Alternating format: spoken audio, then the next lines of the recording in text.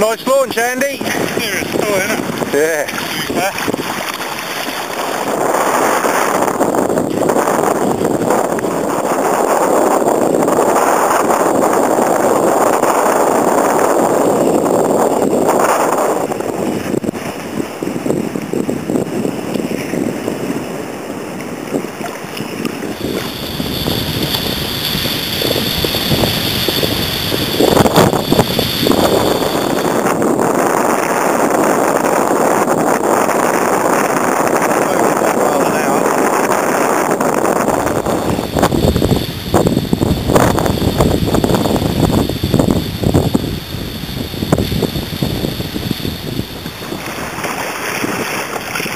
What do you think of sailing then, Andy? Really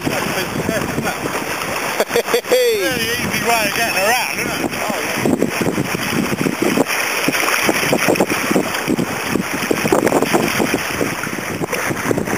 yeah. 6 miles an hour in a force 5, 2 metres apart. You've never sailed before.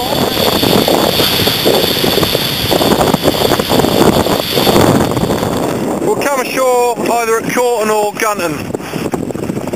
So Gunton's where the windmill is.